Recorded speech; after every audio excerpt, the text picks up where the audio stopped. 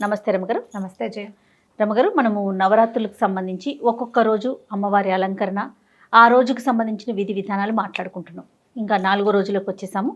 ఈ రోజు యొక్క విశిష్టత ఆశ్వయుజ శుద్ధ చవితి 4వ రోజు. అయితే నవదుర్గా స్వరూపాల్లో కూష్మాండా స్వరూపాన్ని ఆవిష్కరిస్తారు ఇవాళ. కూష్మాండ దుర్గా, కూష్మాండ అంటారు. ఈ అమ్మవారు ఏంటంటే బ్రహ్మాండానికి సామ్యం వచ్చే తల్లి. మొత్తం ప్రపంచాన్ని ఈవిడ హ్యాండిల్ చేస్తుందని చెప్తారు. కూష్మాండ దుర్గ చాలా ప్రత్యేకమైంది. కూష్మాండని ఎవరైతే ధ్యానించి ప్రార్థించి పూజిస్తారో వాళ్ళకి దృష్టి దోషం తగలదని చెప్తారు. మామూలుగా కూష్మాండము అంటే మన గుమ్మడికాయ.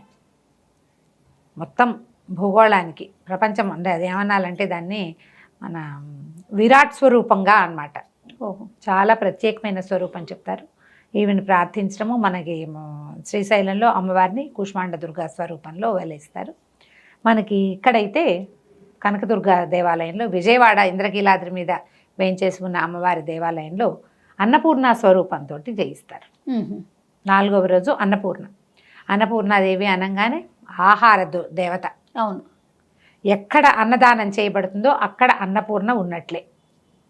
మనకి అన్నదాన సత్రాల్లోనూ అక్కడ అన్నపూర్ణాదేవి చిత్రపటమో అన్నపూర్ణాదేవి విగ్రహమో కనపడుతుంది. గరిటె చేత్తో పుచ్చుకుని ఎప్పుడూ వడ్డించేందుకు సిద్ధంగా ఉన్నట్టుగా ఉంటుంది అమ్మవారు. ఈ అన్నపూర్ణాదేవికి మనకి అన్నపూర్ణాష్టకం ఒకటి ఉంది.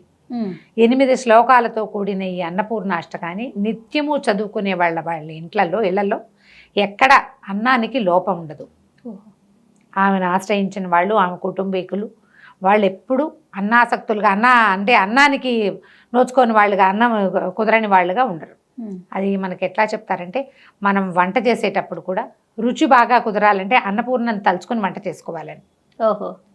ఉప్పు వేసేటప్పుడు అన్నపూర్ణే సదాపూర్ణే శంకర ప్రాణవల్లభే జ్ఞాన వైరాగ్య సిద్ధ్యర్థం భిక్షాం దేహిచ పార్వతి, ఈ శ్లోకాన్ని చెప్పుకుంటారు. ఉప్పు వేస్తే ఆమెను తలుచుకుని ఉప్పు వేస్తే ఉప్పు సరిపోతుందన్నమాట. ఆహారం వృధా కాదు. ఎక్కడైతే ఆహారం వృధా చేయబడుతుందో అక్కడ అన్నపూర్ణాదేవి అలుగుతుందట. అన్నం పుట్టదు. అందుకని మనం మామూలుగా చెప్పుకుంటాం కదా, ఆహారపు వేళ ఎవరన్నా తిని వెళ్ళండి అని పిలిస్తే అది అన్నపూర్ణ పిలిచినట్టే. వద్దని వెళ్ళిన వాడికి ఆ రోజున అన్నం అంటే సిద్ధాన్నాన్ని వదులుకుని వెళ్తే అన్నం దొరకదు అని చెప్తారు. మనం వెళ్తున్నాం ఎవరింట్లో నుంచో, వాళ్ళు తినండి తినండి తినండి అని వెంబడబడతారు. మనం వద్దండి వద్దండి అంటాం. ఇంకా ఆ పూటకు భోజనం లభించదు. వద్దనకూడదు. అందుకని వాళ్ళు తొందరపడుతుంటే తినండి తినండి అని బలవంతం కూడా చేయకూడదని చెప్తారు. సిద్ధాన్నాన్ని వదిలిపెట్టకూడదు. అన్నపూర్ణ అంత శక్తివంతురాలు. ఇప్పుడు చూడు, కూష్మాండం అంటే ప్రపంచం అని చెప్పామా. అన్నపూర్ణ అంటే ప్రపంచమే. అన్నమే కదా ప్రపంచం. నీకు ఏది ఉన్నా వేళకు అన్నం లేకపోతే ప్రయోజనం ఏముంది? అసలు ఉపయోగమే లేదు. ఏ ఉపయోగము లేదు. అయితే కూష్మాండకి అల్లపు గారెలను నివేదన చేస్తారు. ఈ రోజున అమ్మవారికి ఎరుపు రంగు వస్త్రాన్ని లేదా నారింజ రంగు కూడా, కొన్ని చోట్ల నారింజ రంగు కూడా పెడతారు. నారింజ అంటే ఆరెంజ్, అది రెడ్ కానీ ఆరెంజ్ కానీ.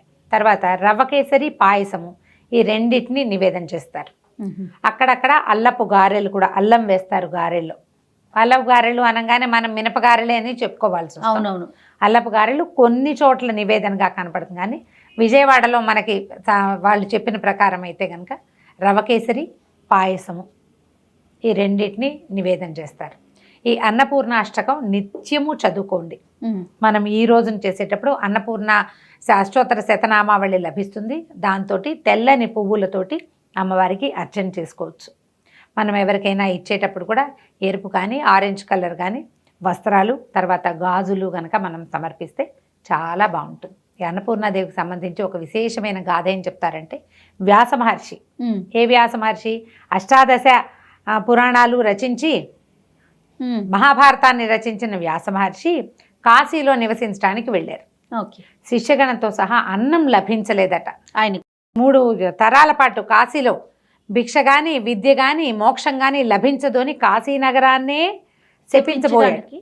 అప్పుడు పార్వతీదేవి ఒక నిండు ముత్తైదు స్వరూపంలో, కాశీ విశాలాక్ష అన్నపూర్ణ స్వరూపంలో ఆయన్ని పిలిచి భోజనం పెట్టిందట. భోజనం పెట్టి, నువ్వు మహర్షివి, సహనశీలిగా ఉండాలి. 2 రోజులు అన్నం తినకపోతే నువ్వు ఇలా అయిపోతావా? నువ్వు ఈ అష్టాదశ పురాణాలు రచించిన వాడివి కదా, అయితే పరమేశ్వరుడు ఆమె భర్త స్వరూపంలో చాలా కళగా ఉన్నటువంటి ఒక బ్రాహ్మణ స్వరూపంలో కనిపించాడట. బొమ్మను కాశీ వదిలిపెట్టని చెప్పాడనమాట ఆయన. ఆయన చెప్పాడని ఆవిడ గజగజ గజగజ వణికి పాదాలు పట్టుకున్నాడు. ఆయనకు అర్థమైందా?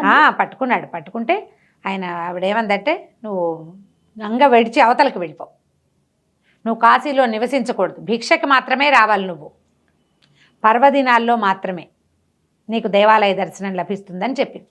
వ్యాస మహర్షి కాశీలో ఉండరు, వ్యాసకాశీ అంటారు దానికి. గంగకి రెండో పక్కన, నదికి రెండో పక్కన వ్యాసకాశీ అంటారు ఆ ప్రాంతాన్ని.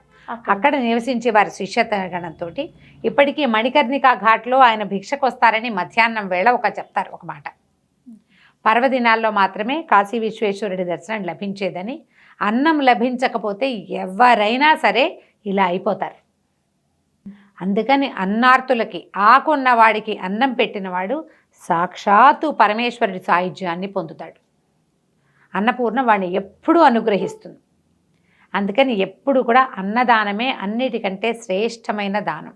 మనకున్న గ్రహదోషాలు, ఏదైనా భూత ప్రేత పిశాచాది బాధలు, వాటిని పోగొట్టుకోవటానికి మన చేతితోటి ఎక్కడో డబ్బులు కట్టేయటం కాకుండా చేతితో పట్టెడన్నం పెట్టడం, చేతితో దానం చేయటం.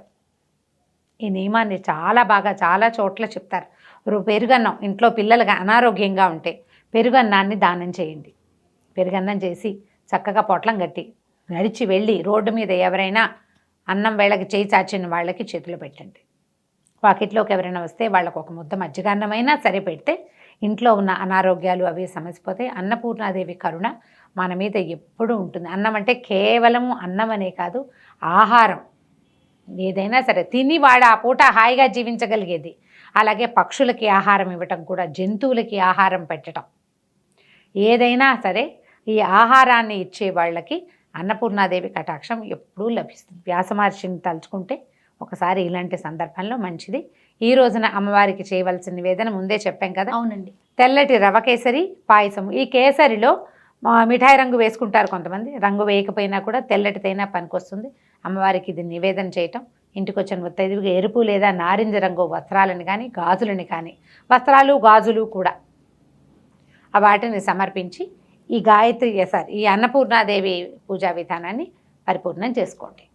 తప్పకుండా రమ్మగారు. నమస్తే. నమస్తే.